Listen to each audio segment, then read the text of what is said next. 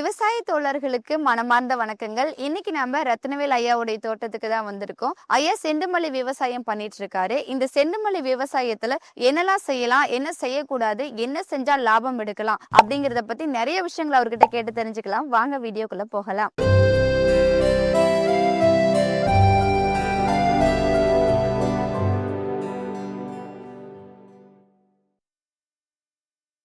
ஐயா வணக்கங்க. வணக்கம்மா. உங்க பேர் சொல்லுங்க. என் பேர் ரத்னவேல்மா. தோட்டம் எங்க அமைஞ்சிருக்குங்க? தோட்டம் வந்து சேலம் மாவட்டம் காடையாம்பட்டு வட்டம் டென்னிஸ்பேட்டையில் அமைஞ்சிருக்குதுமா. செண்டுமல்லி போட்டிருக்கீங்க. இது என்ன ரகங்க? இது வந்து சிகப்பு ரகம் டென்னிஸ் பால் அப்படின்னுவாங்க. எவ்வளவு பரப்புக்கு போட்டிருக்கீங்க? இது பரப்பு ஒரு 30 சென்ட் இருக்கும். இது 30 சென்ட்னா எவ்வளவு நாத்து நடவு? நாத்து வந்து இது வந்து 4000 நாத்து நெட்டிருக்குதுமா. இப்ப நடவு செய்யறதுக்கு முன்னாடி மண்ணை எப்படி நீங்க உழவு ஓட்டுனீங்க? எத்தனை முறை உழவு ஓட்டுனீங்க?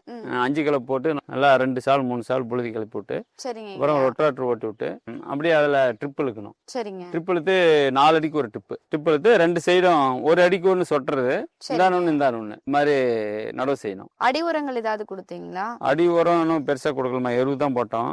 எருவு போட்ட பின்னாடி தான் ட்ரிப்பில் உரம் கொடுத்தோம். அது ஓரளவுக்கு அது வந்துருச்சு நல்லாவே. மண்ணில் கொஞ்சம் சத்து நெல் நட்டை காட்டுது, நல்லா வந்துருச்சு. இப்ப நடவு செய்யும் போதுங்க என்ன இடைவெளியில எப்படி நடவு செஞ்சீங்க? அதாம்மா 4 அடி கேப்பு. சரிங்க.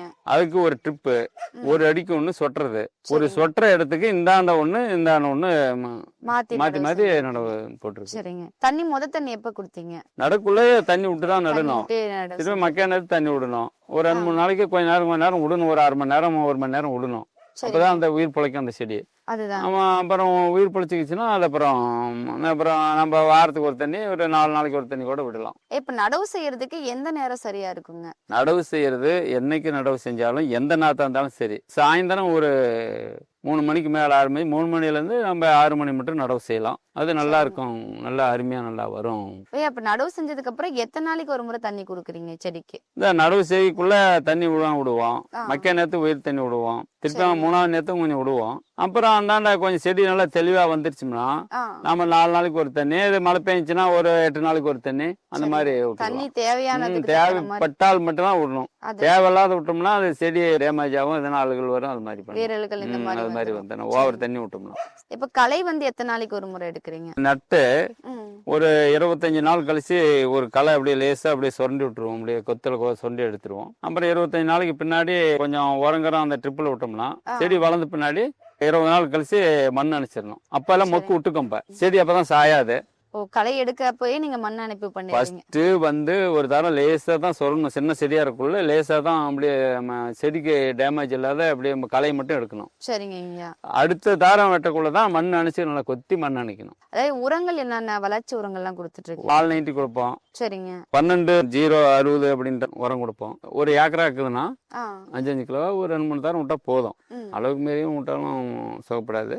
அது விட்டாலும் சரியா போயிடும். இப்ப எத்தனை நாள் நாத்தா வாங்கிட்டு வந்தீங்க? நாங்க நாத்து வந்து 17ல இருந்து 20 நாளைக்குள்ள வாங்கிட்டு வருவோம். இப்ப இது எத்தனை நாளைக்கு செடிங்க? இது ஒரு 65 நாள் செடி. 65 நாள். பூ எப்போ வைக்க? கரெக்டா 45 நாள் ஆனா நமக்கு சாம்பிள் எடுக்கலாம்.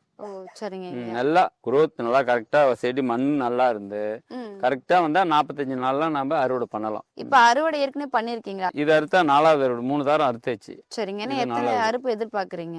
ஒரு 6-7 அறுப்புக்கு மேல கூட வரும். சில சமயங்களை என்ன பண்ணும், வெயிலோ இல்ல நம்ம ஏதாவது மழையோ ஏதோ ஒரு பாதிப்பு ஏற்பட்டா அது 2 செடி அப்படியே வைரஸ் மாதிரி எதனா பங்கசேரி ப்ராப்ளம் வந்துச்சுன்னா கொஞ்சம் 2 அறுப்பு கூட குறைஞ்சிரும். அறுக்க முடியாதுன்னு போயிடும். பராமரிப்பு எந்த அளவுக்கு பண்றோமோ அந்த அளவுக்கு அறுப்பு எடுக்கலாம். சரிங்க. இப்போ ஒரு டைம் நீங்க அறுத்தீங்க அப்படின்னா நமக்கு எத்தனை கிலோ கிடைக்குதுங்க? ஒரு டைம் இப்ப 4000 செடி இருக்குன்னா ஒரு 100-150 கிலோ அப்படி வரும். இப்ப நீங்க அறுத்து முடிச்சதுக்கு அப்புறம் பூ எப்படிங்க நீங்க சந்தைக்கு எடுத்துட்டு போறீங்களா? இங்கே வர சந்தைக்கும் கொண்டு போவோம், மார்க்கெட்டுக்கும். இங்க வந்து கேட்டாலும் வியாபாரிகளுக்கும் கொடுத்துருவோம். இப்ப இந்த செண்டுமல்லி பொறுத்த வரைக்கும் இல்லைங்க, இப்ப இன்னைக்கு அறுப்பு பண்ணிட்டோம். எத்தனை நாள் வரைக்கும் வாடாம இருக்குங்க? காலையில அறுக்கணும்னா சாயந்தரத்துக்குள்ள கொண்டு போய் கொடுத்துடணும், நம்ம மார்க்கெட்லயோ வியாபாரத்துலயோ. சரிங்க. அவங்க 1 நாள் 2 நாள் தான் இருக்கும், அப்புறம் அது வாட ஆரம்பிச்சிடும். ஐயா இந்த செண்டுமல்லிக்கு வந்து பூச்சி தாக்கம் ஏதாவது இருக்குங்களா? பூச்சி தாக்கம், பேனுங்கிற ஒரு பூச்சி தாக்கம், அந்த பூவை தாக்குறது. புழுவுங்கிறது மொக்களை உள்ள வந்து டேமேஜ் பண்ணும். நம்ம கொஞ்சம் அதிகமா புழு இருந்தா கொஞ்சம் பவர்ஃபுல்லான மருந்து அடிக்கலாம். கம்மியா புழு இருந்துச்சுன்னா நம்ம கொஞ்சம் டோஸ் கம்மியா ஒரு கம்மியான மருந்து அடிக்கலாம். 30 நாள் ஆனதுமே ஒரு மருந்து எதனா அப்பயே எதனா ஒன்று எக்கச்சக்கம் பண்ணோம். இந்த மருந்து ஒரு தாரம் அடிக்கணும். சரி. அப்புறம் பூவுக்குள்ள இந்த பேனு அரிப்பு இருக்கும் அப்படியே, ஆ, அதுக்கும் மருந்து அடிக்கணும். அதுக்காக அது செடியினுடைய வர அந்த growth என்ன பண்ணுது, வைரஸ் வருதா, பங்கசைடு வருதா, அதுக்கு தகுந்த மாதிரி நம்ம அடிக்கணும். சரிங்க. பார்த்து அதுக்கேத்த அதுக்கு தகுந்த மாதிரி நம்ம மருந்து அடிக்கணும். ஐயா, இப்ப பூ வந்து நிறைய வருது இல்லைங்களா? அதுக்கு ஏதாவது வளர்ச்சி உரங்கள் மாதிரி கொடுக்குறீங்களா? ஆல் 90 இது மாதிரி கொடுக்கறதே வளர்ச்சி உரம் தான். ஆ, அது வளர்ச்சி ஒன்றும் வேணும் அப்படின்னா ம். ஜிப்பாலிக் ஆசிட் இருக்கு, அது அடிக்கலாம். சரிங்க. சில வைரஸுக்கு மார்க்கெட்டில் வருது, அது மாதிரியும் அடிக்கலாம். சரிங்க. அது ஒரு டானிக் மாதிரி தான் உரம். எருவு தான் அந்த மண்ணுக்களுடைய ஆதாரமே எருவு தான். எருவு கொடுத்தா மட்டும்தான் நல்லா இருக்கும். ஐயா, செண்டுமல்லியை பொறுத்த வரைக்கும் எந்த சீசன்ல நடவு செஞ்சா கரெக்டா இருக்குங்க? எல்லா சீசனும் நடலாம், சரிங்க. அதனால தவறு ஒன்றும் கிடையாது. என்னன்னா கொஞ்சம் வெய்ய காலத்துல கொஞ்சம் இந்த வைரஸ் பிரச்சனை வரும். மார்ச் ஏப்ரல் மேவில் அதில் கொஞ்சம் வெயில் அதிகமாக இருக்கும். அப்போ கொஞ்சம் வைரஸ் பிரச்சனை அதிகமாக இருக்கும். அதனால கொஞ்சம் இது பண்ணும். சில கொஞ்சம் கூலிங்கான ஏரியாவில் கொஞ்சம் நல்லா வரும். நல்ல கூலிங்க்கு கொஞ்சம் நல்லா வந்துடும். மழை பெஞ்சா பெட்ரு, கரெக்டாக நல்லா வரும். சரிங்க. நல்லா செடி பார்த்தீங்கன்னா உயரமா நல்லா வளர்ச்சியா இருக்குது. இது என்ன மண்ணுங்க?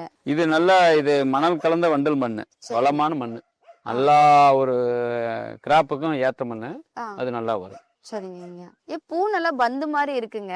எத்தனை நாளைக்கு ஒரு முறை நீங்க அறுக்குறீங்க? அறுக்கிறது நாம ஒரு 5 நாள்ல இருந்து ஒரு 7 நாள் 8 நாளுக்குள்ள அறுக்கணும். அதுக்கு மேல விட்டோம்னா பூ அப்படியே நம்ம பூத்து அதனுடைய தரம் குறைஞ்சு போயிடும். 5 நாள் 6 நாள் ஆயிட்டா ஓரளவுக்கு பூ வெடிக்கும். 8 நாளைக்குள்ள நம்ம அறுக்கலாம், ஒன்றும் டேமேஜ் இருக்காது. அது நம்ம 10 நாளுக்கு விட்டோம்னா அது டேமேஜ் வந்துடும். இந்த பூ வந்து நல்லா வெடிச்சிருச்சுங்க. அடுத்து இந்த 2 நாள்ல இந்த பூ வந்துடும் இல்லைங்களா?